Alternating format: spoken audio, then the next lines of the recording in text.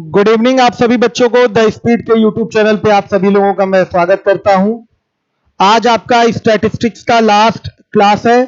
Sheet solve कराई जाएगी, वही सवाल मैं करवाऊंगा जो आप हमसे पूछेंगे, वही क्वेश्चन करवाए जाएंगे जो आप हमसे क्वेश्चन पूछेंगे। लेकिन बच्चे लगाए ही नहीं है, उनको लग रहा है सारा काम कंप्लीट हो चुका है। ये गलत बात है। आनंद कश्यप, मजा तो आएगा, ऐसी क्लास लेते रहिए और जिम्मेदारी पूर्वक पढ़िए। इसको टेलीग्राम पे भी शेयर कर दीजिए, बच्चे सोए हुए रहते हैं, बड़ा कम बच्चे आए हैं, कोई लगाया ही नहीं होगा।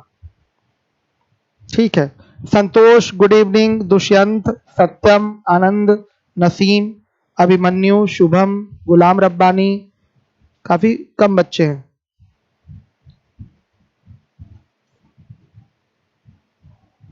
चलिए फटाफट क्वेश्चन अब पूछना शुरू कर दीजिए। चलिए बच्चों, 1 से लेके 10 तक में आप पहले क्वेश्चन पूछिए। 1 से लेके 10 तक में क्वेश्चन आप हमसे पूछिए। जो आप पूछेंगे मैं बताऊंगा आपको। सतीश दुबे द्वारा दूसरा पूछा गया है। हाँ आएगा, सभी आपके स्टेट लेवल एग्जाम के लिए इंपॉर्टेंट है। आपका statistic, specially UPSI, UP triple SSC में बच्चों नहीं, उतना इंपॉर्टेंट नहीं है। मेंस के लिए इंपॉर्टेंट होगा, पीटी के लिए नहीं, पीटी के सिलेबस में ये नहीं है। चलिए 1 से 10 तक में क्वेश्चन पूछ लीजिए। 9 नंबर पूछा गया है, हो जा रहा है सब। प्रिया सिंह 5 नंबर पूछ रही है, शिवम 9 नंबर पूछ रहा है, रुपेंद्र 7 पूछ रहा है। लगाए होंगे तो ही बेटा पूछिएगा। देखिए मैं सारे सवालों को पढ़ते हुए चलता हूं। निम्नलिखित आंकड़ों का बहुलक 62 है, ज्ञात करिए रिक्त स्थान पर कौन सा पद आएगा।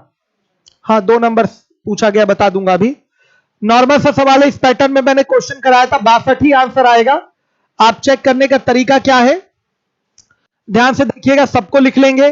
21 है, 22 है, फिर उसके बाद 60 है, फिर बच्चों 62 है, 63 है, 213 है, और देखिए 21 कितनी बार आया है, 21 2 बार आया है। अभी एक्स को नेगलेक्ट कर दीजिए, अभी एक्स को नेगलेक्ट कर दीजिए। 22 कितनी बार आया है, 2 बार।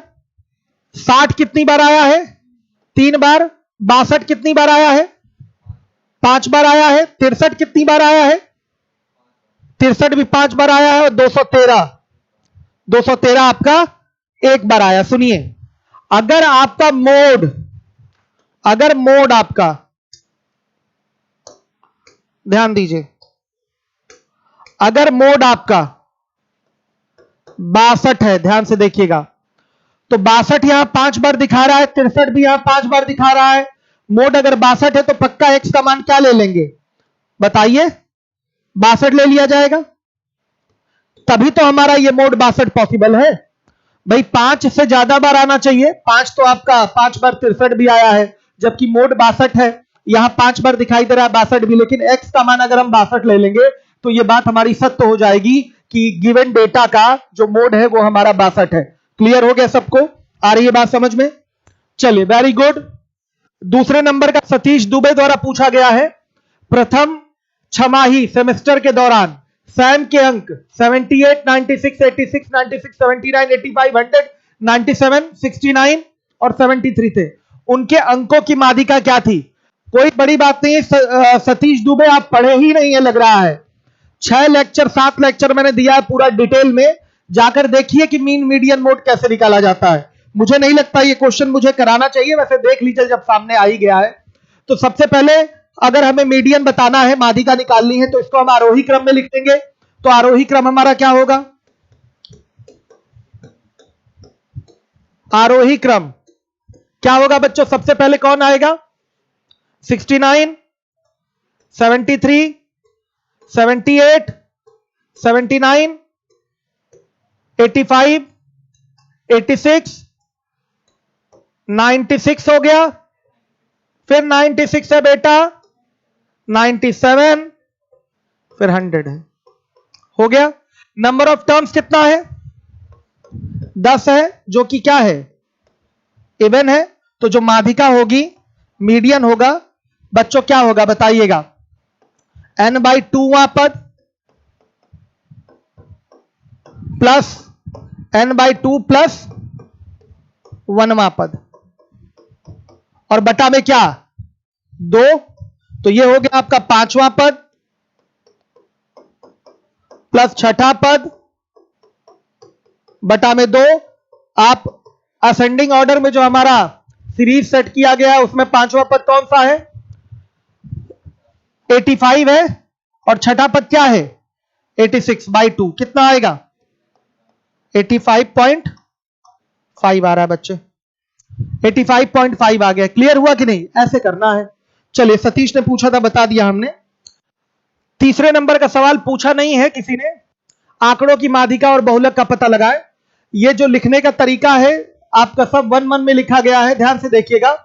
तो आपको करना क्या है, एक यहां लिख दीजिए, फिर बच्चों क्या है 11 है, 111 है, 1111 है। अब देखिए, और बच्चों कौन सा है एक टर्म? 1111 है। बच्चों देखिए, ध्यान से देखिएगा, एक कितनी बार गिनिए? 5 बार। 11 कितनी बार गिनिए?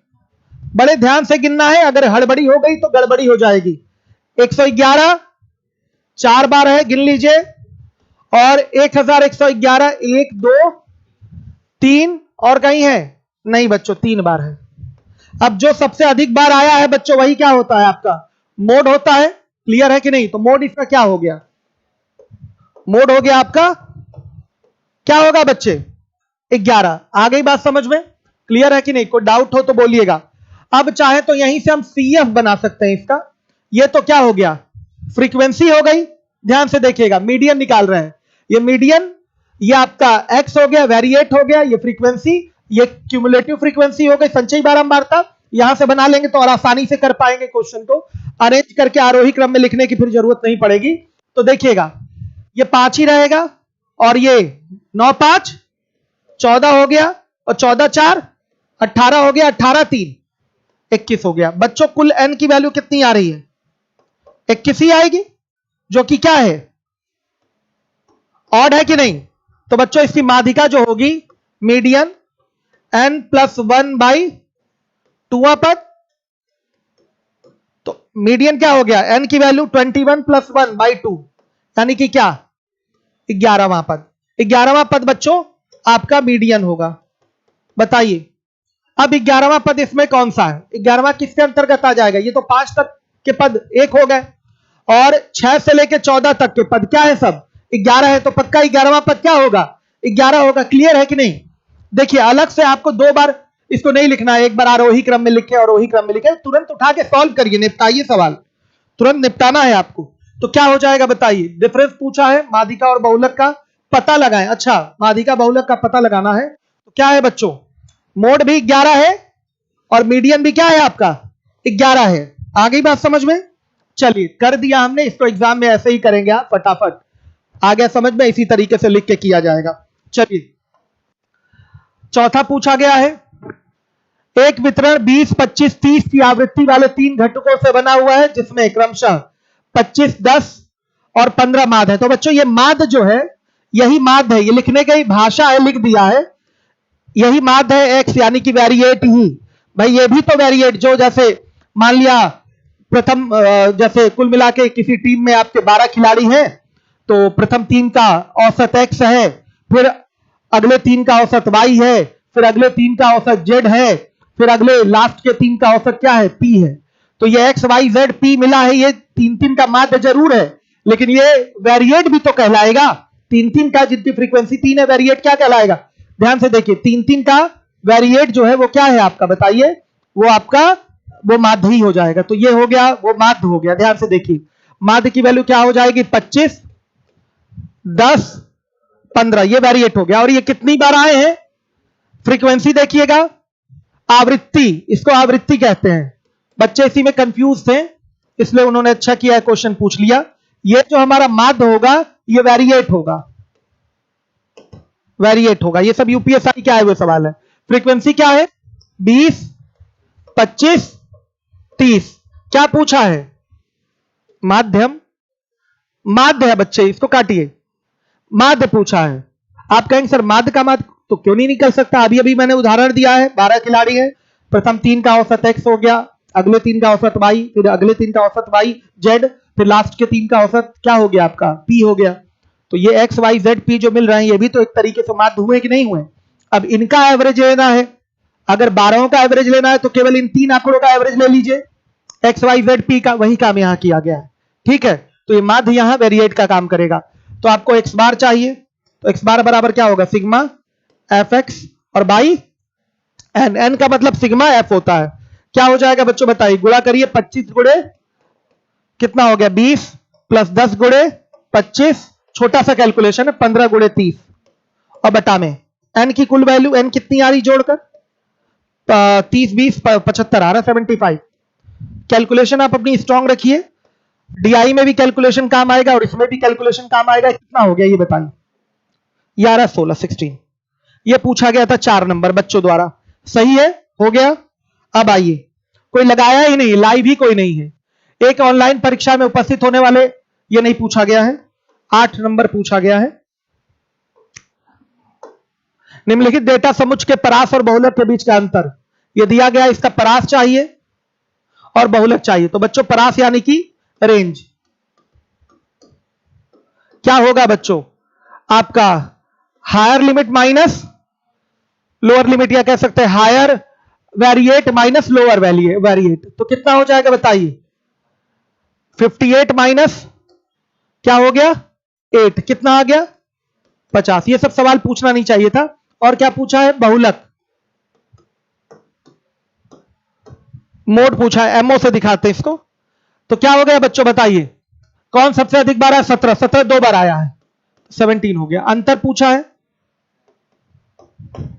50 माइनस 17 यानी कि कितना हो गया बच्चे? 33। ये आंसर हो गया। देखा, ये सब यूपीएसआई के क्वेश्चन है, यूपीएसआई के सारे ये सब सवाल हैं, हर एक बच्चा ध्यान देगा। हाँ प्रिया सिंह, हम रोज पढ़ाते हैं, अभी लगातार क्लास चलेगी। कल से मेरी डीआई की भयंकर क्लास स्टार्ट हो रही है, जो कि बैंक वाले बच्चों के लिए भी इंपॉर्टेंट है, और बाकी एसएससी यूपीएसआई और यूपी ट्रिपल एसएससी यूपीपीटी के लिए इंपॉर्टेंट है डीआई।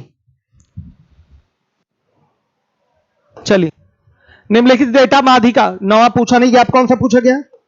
10वां देख लीजिए। अगर 24 46 15 35 और x का माध्य यानी कि आपका एवरेज भी कह सकते हैं 52 है, तो दी गई संख्याओं में सबसे बड़ी संख्या यानी कि इसमें सबसे बड़ी संख्या और 50 84 93 113 और x का माध्य के बीच अंतर क्या होगा? मेरे बच्चों देखिए, ये सब सवाल तो प्योर एवरेज का है, एवरेज में मैं कराता ही कराता हूं। तो जो भी आपका इस तरीके का क्वेश्चन आपका दिखाई दे, आप एवरेज वाले पैटर्न से ही करिए। एवरेज पैटर्न मैंने आपको सिखा रखा है, क्या करना है? एक्स मिसिंग है, यहां लिखेंगे 24 46 15 35 और क्या लिखेंगे? एक्स, एक्स मिसिंग है, हर एक बच्चा देखेगा। इनका एवरेज क्या है? 52 है। बच्चों तुरंत देखिएगा, हमने सिखाया है, पूरा डिटेल मेथड से करने में समय लगेगा। ये 24 जो है 52 से कितना कम है? ये हो गया आपका माइनस 28 कम हो गया बच्चों, हर एक बच्चा देखे, मतलब 28 कम हो गया। और ये कितना कम है? 6 कम है। ये कितना कम है? 37 कम है बच्चों। ये कितना कम है? ये 17 कम है। अब देखिए, तो ये जितना बेटा कम हुए होंगे इससे, ये उतना क्या होना चाहिए? ज्यादा होना चाहिए 52 से। तो ये क्या हो जाएगी इसकी वैल्यू? 52 और प्लस इन सबको जोड़ेंगे तो ये कितना आ जाएगा? माइनस 88 आ रहा है, जोड़ के देखिए माइनस 88 आ गया। तो ये इतना अधिक होना चाहिए, 88 जोड़ देंगे तो ये वैल्यू कितनी आ गई? 140। एक्स का मान हमारा आ गया 140, हर एक बच्चा देखे 140 आ गया। अब क्या करेंगे? एक्स का मान हमने निकाली, ये सिखाया है मैंने, बहुत डिटेल में मैंने एवरेज पढ़ा है, 26-27 लेक्चर हमारे एवरेज के हैं। अगर पढ़ लेंगे तो आपका एक बेसिक मेथड कराया है और एक आपका शॉर्टकट मेथड बताया है हमने।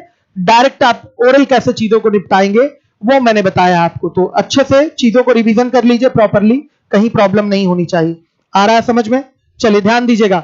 अब देखिए, हमें 50 ये सब मैंने सिखाया है आपको एवरेज में, 84 अब यहां आज तो नहीं सिखा पाऊंगा ना इसको, 93 113 और एक्स के माध्य के बीच का अंतर क्या होगा? तो x का मान तो आ ही गया हमारे पास। x का मान क्या है?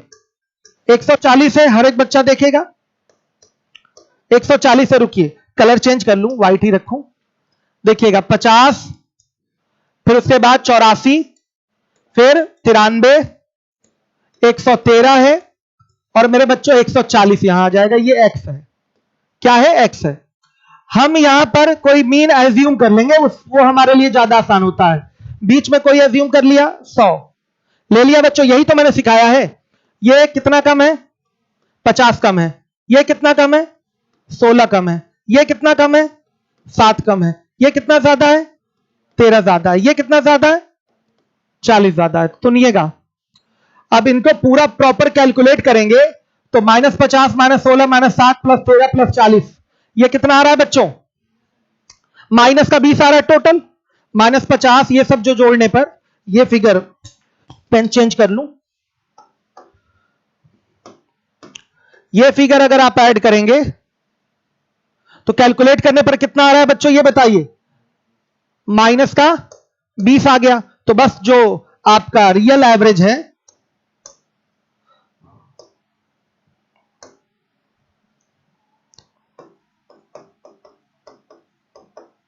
माध्य जो होगा वो क्या हो जाएगा? 100 और -20 बाई क्या कर दीजिए 5, कितना आएगा? 96। ऐसे ही सिखाया है मैंने आपको। एवरेज वाले टॉपिक में सारी चीजें हमने पढ़ाई है। आपका काम है कि चीजों को अच्छे से तैयार करें, चीजें सीखें। चलिए, अब क्या पूछा है? इन सब में सबसे बड़ी संख्या क्या हो गई? 140, और इसके माध्य कितना है? 96। इसका अंतर पूछा गया है, तो क्या होगा? 44। ये आपका आंसर है। आप पूरा बेसिक निपटाने जाएंगे, बेसिक से x निकालेंगे फॉर्मूले से, यहां फॉर्मूले से आप फिर माध्य निकालेंगे, टाइम लगता है, उसमें समय लगता है। तो एग्जाम में ये अप्रोच होगा करने का आपका। सही है? क्लियर है? आइए, अब इसके बाद कौन सा पूछा गया? 11 भी देख लीजिए। ये भी निपटा सकते हैं हम शॉर्टकट टेक्निक से बच्चों। एग्जाम में तेजी से निपटाया जा सकता है इस क्वेश्चन को। देखिए, नीचे दिए गए असतत आंकड़ों के, असतत नहीं है, आंकड़ों के आवृत्ति वितरण, सॉरी, ठीक है। देखिएगा, आवृत्ति वितरण में मान 0 के सामने आवृत्ति क्या लिखा हुआ है? आवृत्ति अनुपलब्ध है। आवृत्ति किसकी बच्चों? 0 के सामने, हाँ ठीक है, ये गलत है। आवृत्ति अनुपलब्ध है। अगर माध्य 2.5 है तो x याद करिए। चलिए बच्चों, देखिए, ऐसे तो नॉर्मली फॉर्मूले से आप करना जानते ही, सीधे सीधे आप x bar equal to sigma fx/n लगा लीजिए, आ जाएगा आपका। ये सीधे सीधे जो x मिसिंग है ये आ जाएगा, निकल आएगा, कोई प्रॉब्लम तो नहीं। चलिए बच्चों, करना क्या है आपको एग्जाम के टाइम में? देखिए, यहां जो वेरिएट है ये 0 है, आवृत्ति यहां बच्चों x है, तो इसका मल्टीप्लाई करेंगे तो इसके योग पर इसका कोई प्रभाव नहीं पड़ने वाला है। समझिएगा, ये 0 × x 0 हो जाएगा, तो यहां फ्रीक्वेंसी और x के मल्टीप्लीकेशन का जो सम आएगा उस पर इसका कोई प्रभाव नहीं पड़ेगा। तो ध्यान से देखिए, इसको जरा जोड़ लेते हैं। 20, फिर ये 80, 120 और 80 और कितना 20, कितना आ रहा है जोड़कर बच्चों? देखिए 320 आ गया, और ये 0 × x हो गया, क्या 0 ही हो जाएगा, 320 हो गया। अब सुनिए, कुल आवृत्ति अगर देखा जाए बच्चों, यहां से इतने की आवृत्ति देखी जाए तो क्या आ रहा है? 124 जोड़ने पर आ रहा है बच्चों। यहां जो माध्य निकालना है हमें फाइनली, वो निकालना है 2.5। अगर हम यहां पर 124 से ही भाग करेंगे, ध्यान से देखिएगा, 124 से भाग करेंगे, हर एक बच्चा देखिए, तो 124 से भाग अगर करते हैं 0 लेने पर, गो थ्रू ऑप्शन होइए अब जीटीओ, अगर हम 0 लेते हैं तो क्या होगा? अभी भी फ्रीक्वेंसी आपकी 124 ही रहेगी, फ्रीक्वेंसी का सम 124 से डिवाइड करेंगे तो 2.5 आना चाहिए, मतलब 124 में 2.5 का मल्टीप्लाई करेंगे तो 320 भी आना चाहिए। आप इकाई अंक मिला लीजिए बच्चों, 24 और 124 का 4 और इसका 5, तो 4 5 क्या हो गया? 20 हो गया। कहां आएगा बच्चों? नहीं आएगा कि आएगा बच्चों? देखिए नहीं आ रहा है, लेकिन आगे हमें क्या करिए, चेक करना पड़ेगा। तो ये ऑप्शन अभी छोड़ दीजिए, इस पे काम नहीं चला। अगर 1 जोड़ेंगे तो ये 125 हो जाएगा। ध्यान से देखिए, अगर 1 जोड़ेंगे तो यहां से ये अभी 124 ही था, यहां से ये 125 हो गया। अब सुनिएगा, हम 125 और 2.5 का गुणा करेंगे, 320 आना चाहिए। आएगा? नहीं आएगा। इकाई के अंक से आप चेक कर सकते हैं, तो ये भी गलत, ये भी गलत। सी, अगर 3 लेंगे तो ये हो जाएगा 127। अभी देखिएगा, हो गया 127। हर एक बच्चा देखेगा, 127 में 2.5 का गुणा करेंगे, 320 आना चाहिए। आएगा? नहीं आएगा, यह भी गलत हो गया। अब देखिए डी वाला, 4 रखेंगे तो यह हो जाएगा 128। हर एक बच्चा देखे, 8 चौके 32। आप 2.5, ध्यान से देखिए, 2.5 और 124 का अगर गुणा करेंगे तो बच्चों 320 आएगा। आप सॉरी 128 और 2.5 का गुणा करेंगे, 320 आएगा? आएगा। या बच्चों ये भी तो सिस्टम है, 320 में हम किसका भाग कर दें? 128 में, तो वहां से भी दिखेगा कि 2.5 हमारा एवरेज आ रहा है। तो एग्जाम में इस तरीके से क्वेश्चन को निपटाया जा सकता है बिना पूरा सॉल्व किए, ऐसा सवाल हो सकता है। ठीक है, तो ये प्रैक्टिस की चीज है, प्रैक्टिस करेंगे तो समझ में आ जाएगा। चलिए, और कौन सा क्वेश्चन? परास उपयुक्त आंकड़ों के बहुलक से कितना विनय हो जाएगा? और कौन सा पूछा गया? जल्दी बोलिए। अच्छा, आ जाइए, 11 से लेके 20 तक में क्वेश्चन पूछिए। 11 से 20 तक में सवाल पूछिए। पीडीएफ आपका टेलीग्राम में है। अभिषेक कुमार, ये मेरी ड्यूटी है कि हम आप लोगों को सपोर्ट करें, आप लोगों को चीजें पढ़ाएं सिखाएं। ये हमारी ड्यूटी है, हमारा कर्तव्य है। ठीक है, हम कोई विशेष काम नहीं कर रहे हैं, ये हमारा कर्तव्य है। ठीक है, हम अपने ड्यूटी को पूरा कर रहे हैं। आप जैसे अच्छे अच्छे बच्चे हैं, प्यारे प्यारे बच्चे, जो मुझे लगातार इतना प्रमोट करते हैं, सपोर्ट करते हैं, इसके लिए हम जीवन भर आपके आभारी रहेंगे। जल्दी पूछे 11 से 20 तक में।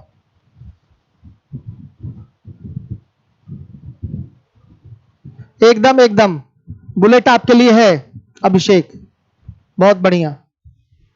बोलिए, और कौन सा? जल्दी पूछे, पूछ नहीं रहे आप लोग, मैं ही देख लूं कराने लायक। राहुल सर जरा शीट दीजिएगा, मैं देख लूं।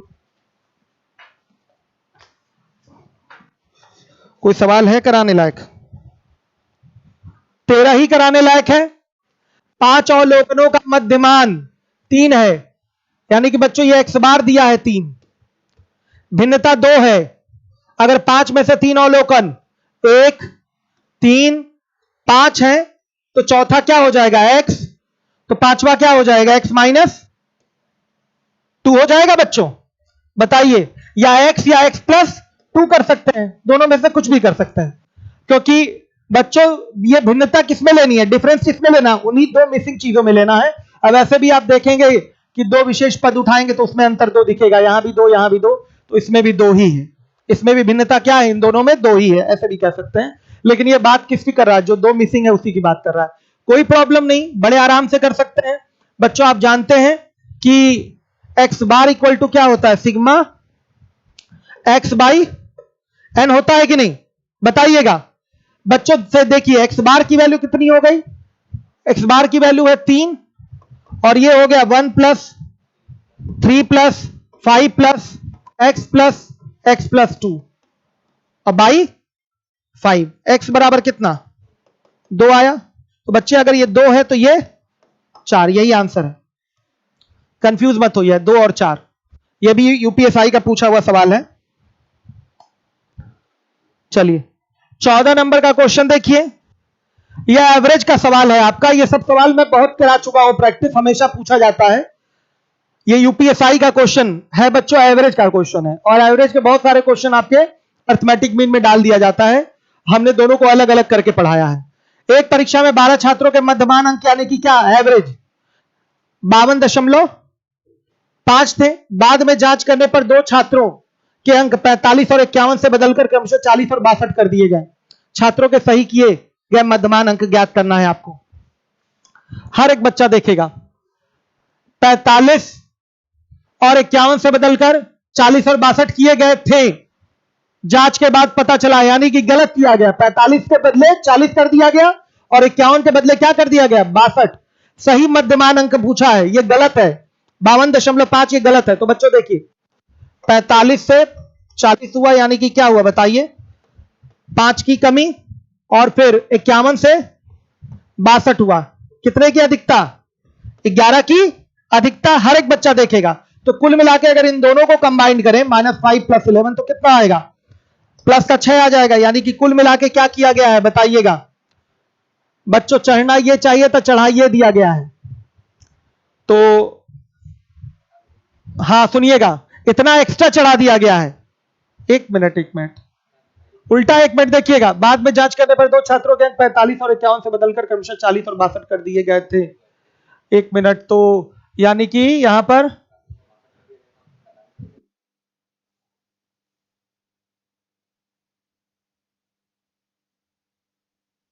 एक मिनट, भाषा पर ध्यान दे दीजिए। ये जो है यहां देख लीजिए, ये जो है ये गलत है।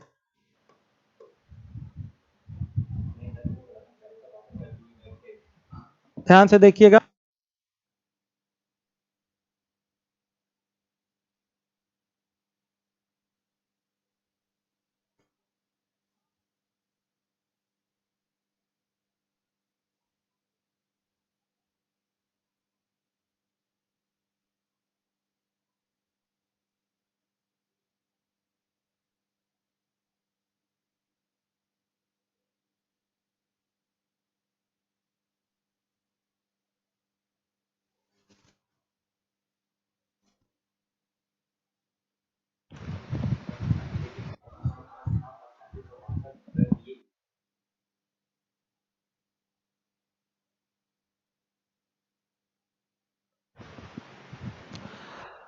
यह सही है, साफ लिखा है, हर एक बच्चा देखेगा। बाद में जांच करने पर 2 छात्रों के अंक 45 और 51 से बदलकर क्रमशः 40 और 62 कर दिए गए थे। ध्यान दीजिए, थे, यानी कि बच्चों ये क्या है? सही है। ये फिगर क्या है? सही है। ये सही है और ये क्या है? गलत है। आ गया बच्चों समझ में? 1 मिनट, उल्टा हो गया ये, ठीक है। ध्यान से देखिए, 45 से क्या हुआ था? 40 हुआ था। ये गलत था और ये सही था, यहां लिखिए। और बच्चों 51 के बदले क्या था? 62 कर दिया गया था। यहां कितना अधिक या कम चढ़ाया गया था? 5 कम चढ़ाया गया था। यहां बच्चों आपका ये आपका सही इतना था, ये गलत, ठीक है। और ये 51 से 62, ये +11, ये इतना गलत किया गया था। तो सही तो है, प्लस भाषा में थोड़ी कमी दी गई है बच्चे। यहां से अगर ऐसे करेंगे तो +6 आ गया, +6 का एवरेज कितना हो? /2, +6 आया और /12, तो कितना आ गया ये टोटल? ये 0.5 आ जाएगा प्लस का, यानी कि इतना गलत चढ़ाया गया था, इतना गलत चढ़ाया गया था। तो सही औसत जो होगा वो 52.5 में से आप 0.5 को क्या कर देंगे? माइनस कर देंगे तो 52 आएगा, लेकिन कोई आंसर मैच नहीं कर रहा।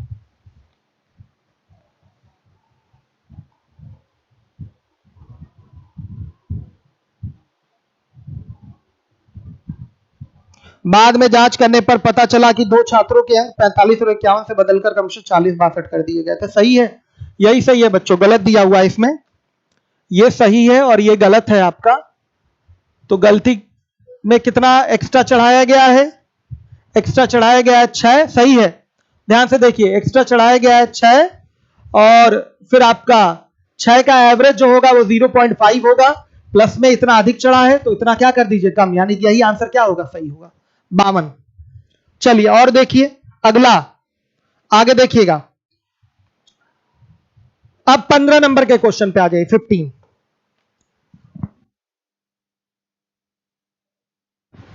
इन आंकड़ों के अनुमानित मध्यमान की गणना करें। कॉलेज विद्यार्थियों का सैंपल जिनसे रोजाना बस किराए पर किए गए खर्च के बारे में पूछा गया। देखिए ये 1 से 10, 11 से 20, 21 से 30, 31 से क्या है? 40 है। हर एक बच्चा जिम्मेदारी से देखेगा। बारंबारता दी गई है 4, 15, 8 और 3। सभी लोग ध्यान दीजिए, क्या पूछा गया है? मध्यमान की गणना करनी है, मीन का कैलकुलेशन करना है। ऐसा सवाल हमने आप लोगों को कराया है, कर लीजिएगा। 17 आंसर नहीं आएगा, इसमें आंसर आएगा 18.33। आप लोग हर एक बच्चा ध्यान देगा जिम्मेदारी के साथ, कोई दिक्कत तो नहीं है, क्लियर है? चलिए आइए, अब इसके बाद है आपका निम्नलिखित डेटा समुच्चय का माध्य और माध्यिका क्या है। हो जाएगा ये सब क्वेश्चन। फिर 17 के बाद 18, 17 हो गया, 18 निम्नलिखित डेटा समुच्चय का माध्य, सब ये सब हो जाएगा फटाफट। अब चलिए ये भी कर लेंगे, माध्य विचलन का पता लगाएं। कराया गया ये क्वेश्चन, पूछिए, आप ही लोग पूछिए, फटाफट पूछिए। शुभम तिवारी, 52 नहीं आएगा, वो गलत दिया है बाबू, 52 नहीं है, वो गलत दिया हुआ है।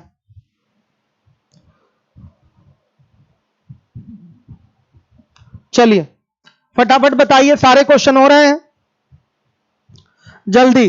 अब आ जाइए 21 से लेके आप लोग सीधे 50 तक में क्वेश्चन पूछ लीजिए, खत्म करूं, फटाफट पूछिए। 21 से लेके 50 तक में डायरेक्ट पूछ लीजिए फटाफट। जरा पानी पी लूं, पानी है इधर।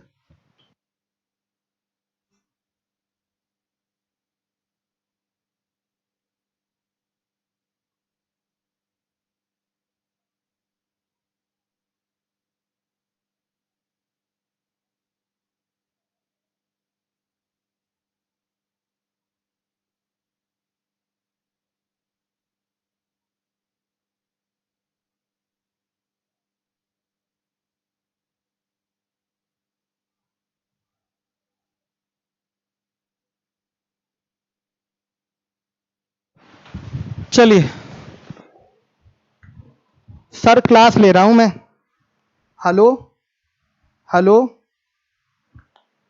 हेलो, क्लास ले रहा हूं सर मैं।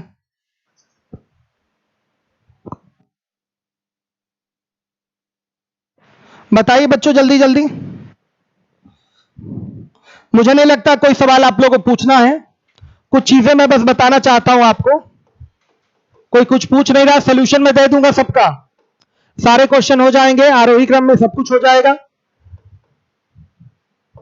रेंज ये सब हो जाएगा। मानक विचलन, हाँ ये देख लीजिए, ये विशेष रूप से देख लीजिए, आरआरबी एनटीपीसी का पूछा हुआ सवाल है।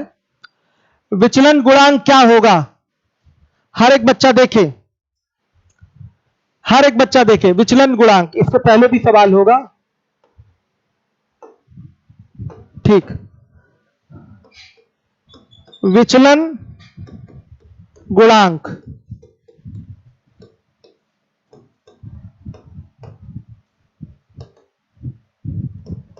ऑफ वेरिएंस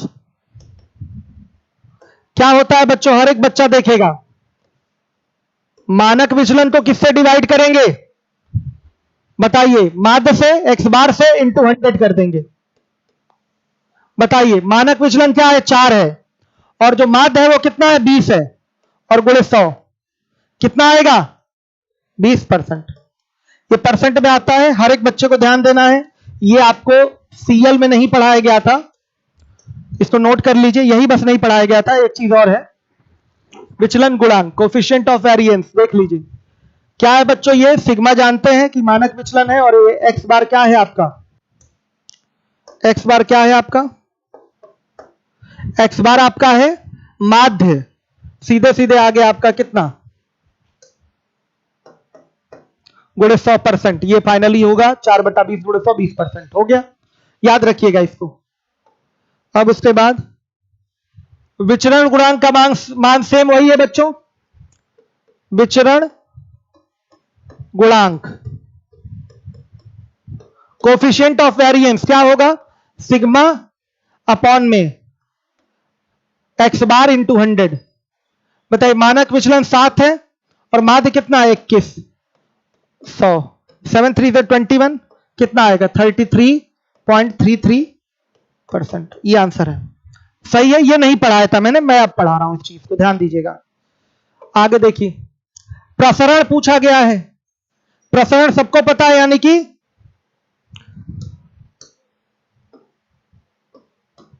सिग्मा स्क्वायर पूछा गया है, तो बच्चों क्या होगा,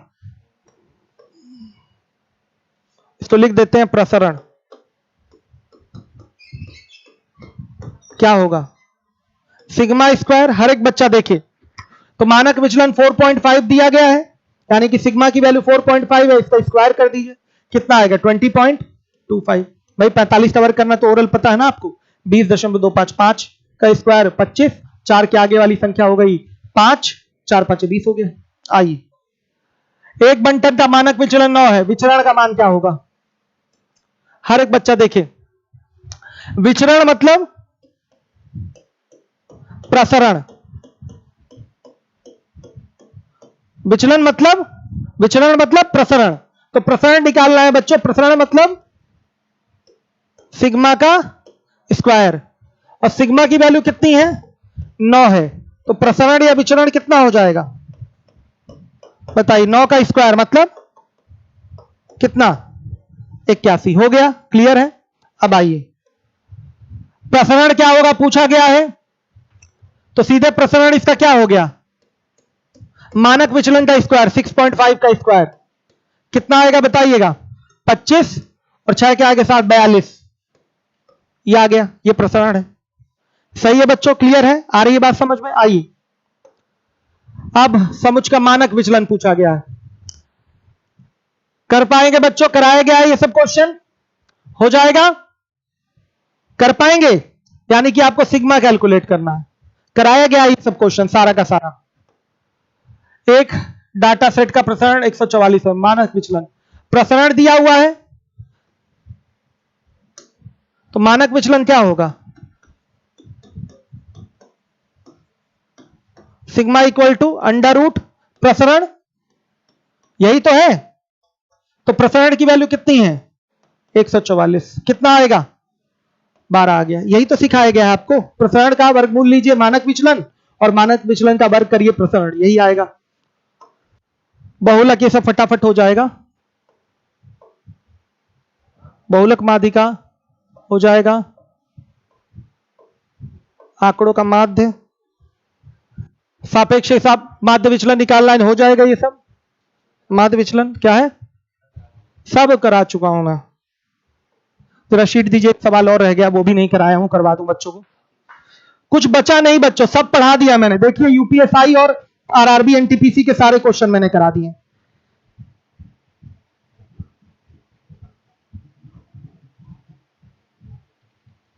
एक सवाल इसमें था,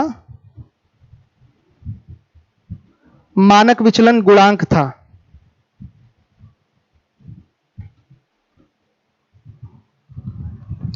देखिए, एक अगर मानक विचलन गुणांक पूछे तो क्या हो जाएगा? सिग्मा बाई एक्स बार। यहां पर आप मल्टीप्लाई नहीं करते हैं 100 से, अगर मानक विचलन गुणांक पूछे, यानी कि कोफिशिएंट ऑफ, हर एक बच्चा देखेगा, कोफिशिएंट ऑफ स्टैंडर्ड डेविएशन, ये होता है। ठीक, इस पे भी क्वेश्चन आएगा, शायद हो सकता हो आया हो, कोई छूट रहा हो। ठीक है, ये एक इंपॉर्टेंट बात है जो मैंने नहीं बताया था सीएल में अपने, देख लीजिए। और एक अभी अभी मैंने बताया है,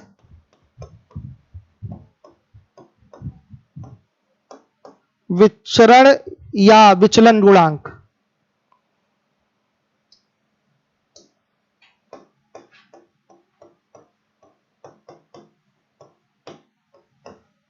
ये हो जाएगा, ये परसेंट में आता है, कोफिशिएंट ऑफ वेरिएंस।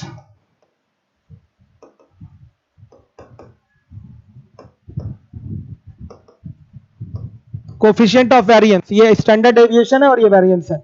विचरण गुणांक ये क्या हो गया? सिग्मा बाई एक्स बार और इंटू 100, ये परसेंट में आएगा। इस पे कुछ क्वेश्चन हो भी गए हैं।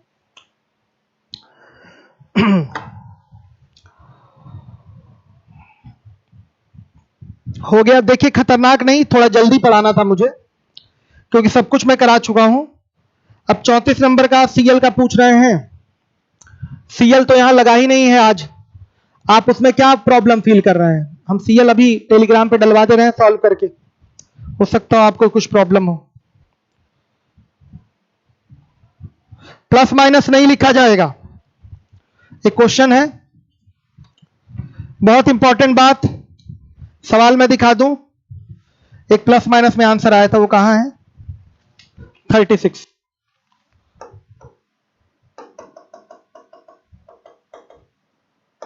देखिएगा, एक डाटा सेट का प्रसरण 144 है तो मानक विचलन ज्ञात कीजिए। यह हमेशा क्या होगा? हमेशा पॉजिटिव होगा। लिख लीजिए यहां पर, यह हमेशा पॉजिटिव होगा तो 12 आंसर आएगा। यह हमेशा क्या होगा? पॉजिटिव होगा, 12 आएगा हमेशा। सब खत्म हो गया। चलिए, आज बच्चे भी काफी कम थे, कोई सवाल मुझे नहीं लगता फंसा होगा आप लोगों का, कहीं कोई प्रॉब्लम नहीं हुई होगी। ठीक है, चलिए, बहुत बहुत धन्यवाद आप सभी लोगों का आने के लिए लाइव। कोई सवाल बचा नहीं, सब करा दिया, गारंटी देता हूं एक सवाल रुकेगा नहीं आपका। ये जो आपका दो चीजें लास्ट में मैंने बताई है, मानक विचलन गुणांक, ये आपका सिग्मा बाई एक्स बार केवल इतना रहेगा मानक विचलन गुणांक में। अगर केवल विचलन गुणांक पूछ ले, विचलन मानक ना लगाए, तो उसमें परसेंटेज में निकालना पड़ता है। ठीक है, coefficient of variance. WhatsApp message कर दीजिए, सत्यम अग्रहरी, भेज देंगे हम आपको। चलिए, बहुत कम बच्चे आए हैं और पूछ भी नहीं रहे थे, इसलिए मैं जल्दी जल्दी में सारी चीजें मैंने कराई, सब मैं करवा भी चुका हूं। सीएल में जो सीएल पढ़ा है अच्छे से, उसको कहीं कोई प्रॉब्लम नहीं होगी। एवरेज वाले पे थोड़ा कमांड रखिए, जिससे शॉर्टकट तरीके से आप फटाफट क्वेश्चन को कर पाएंगे। जो मैंने यूपीएसआई वालों को एवरेज बढ़ाया है, बहुत भयंकर पढ़ाया है, हर सारे कॉन्सेप्ट सिखाए गए हैं, उसको आप ध्यान दीजिए। Thank you.